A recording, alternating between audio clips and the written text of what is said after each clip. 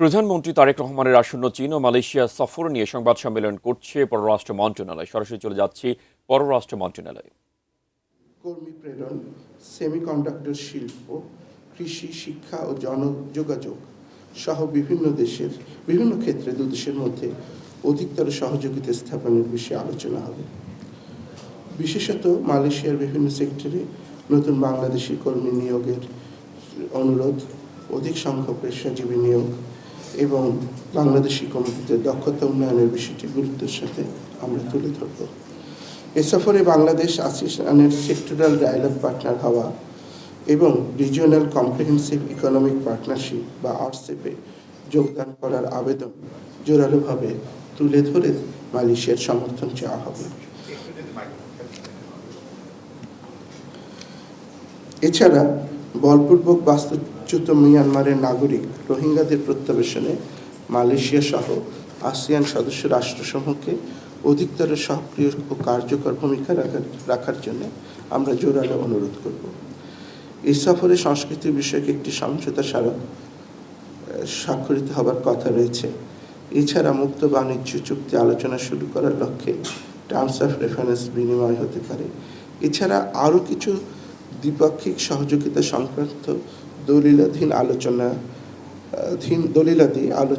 রয়েছে। আমরা আশা করছি তার মধ্যেও কয়েকটি এক্ষেত্রে স্বাক্ষরিত হবে। দুদেশের মাননীয় প্রধানমন্ত্রীরা ওই স্বাক্ষর অনুষ্ঠানে উপস্থিত থাকবেন। এছাড়া মাননীয় প্রধানমন্ত্রীর সাথে মালয়েশিয়ার প্রাইভেট সেক্টরের সম্ভাব্য বিনিয়োগকারীদের সাথে সাক্ষাৎকারের সম্ভাবনা রয়েছে।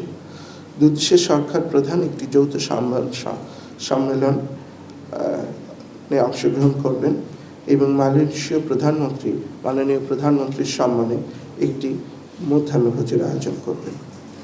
মালয়েশিয়ার সাথে বিদ্যমান দ্বিপাক্ষিক ও অর্থনৈতিক সম্পর্ক নতুন পর্যায়ে উন্নীত করার ক্ষেত্রে এ সফর অত্যন্ত গুরুত্বপূর্ণ ভূমিকা রাখবে বলে আমরা মনে করি। আমরা আশাবাদী এ সফর দুই ভাতৃপ্রতিম মুসলিম দেশের মধ্যে পারস্পরিক শ্রদ্ধা, আস্থা ও সহযোগিতার ভিত্তিতে আমাদের সম্পর্ককে আরও সুদৃঢ় ও শক্ত করবে।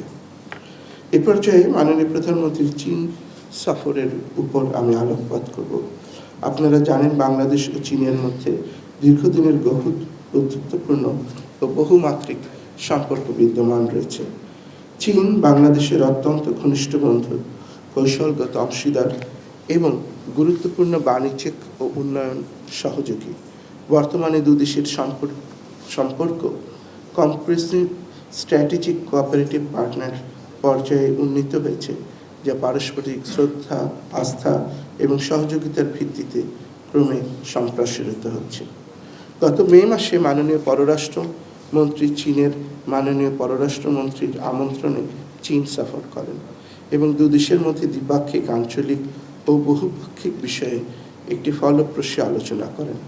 তারই ধারাবাহিকতায় গণচীনের মাননীয় প্রধানমন্ত্রী his Excellency mister Lee Khiang বাংলাদেশের মাননীয় প্রধানমন্ত্রী জনাব তারেক রহমানকে আগামী 24 থেকে 26 জুন 2026 তারিখে বেইজিংয়ে সরকারি সফরের আমন্ত্রণ জানিয়েছেন।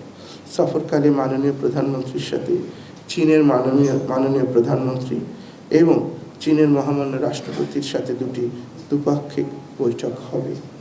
একই সময়ে দালিয়ানে অনুষ্ঠিত দি ওয়ার্ল্ড ইকোনমিক ফোরামের প্রেসিডেন্ট ও সিইও মিস্টার আলিউস জুয়াঙ্গি আগামী 23 জুন 17তম annual meeting of the New Champions, যা আন্তর্জাতিক অঙ্গনে সামার ডাভোস হিসাবে অধিক পরিচিত, তাতে অংশগ্রহণের জন্য আমাদের মাননীয় প্রধানমন্ত্রীকে আমন্ত্রণ জানিয়েছেন।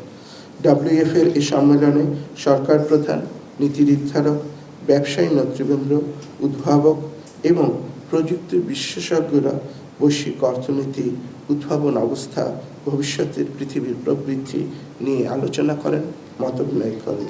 মাননীয় প্রধানমন্ত্রী দালিয়ানে এ সম্মেলনে অংশগ্রহণ করবেন। প্রস্তাবিত কর্মসূচি অনুযায়ী মাননীয় প্রধানমন্ত্রী 22 জুন বিকালে কুয়ালালামপুর থেকে দালিয়ানের উদ্দেশ্যে যাত্রা করে সন্ধ্যায় দালিয়ানে পৌঁছাবেন। পরদিন WEF-এর প্রেসিডেন্ট ও সিইওর সাথে তার বৈঠক করবার কথা রয়েছে এবং সামার ডাভোসে অংশগ্রহণকারী অন্যান্য দেশের সরকার প্রধান যেমন কাজাখস্তান, মঙ্গোলিয়া, গিনি, দক্ষিণ কোরিয়া ইত্যাদি দেশের সাথে তাদের সরকার প্রধানের সাথে দ্বিপাক্ষিক বৈঠক করবার কথা রয়েছে। বৈঠকের সময়সূচি এখনও আলোচনাধীন। বিকালে তিনি climate leadership in a shifting global landscape শীর্ষক একটি অধিবেশনে প্রধান বক্তা হিসেবে বক্তব্য রাখবেন। সন্ধ্যায় চীনের মাননীয় প্রধানমন্ত্রী মিস্টার লি কিয়াং কর্তৃক আয়োজিত স্বাগত নৈশভোজে মাননীয়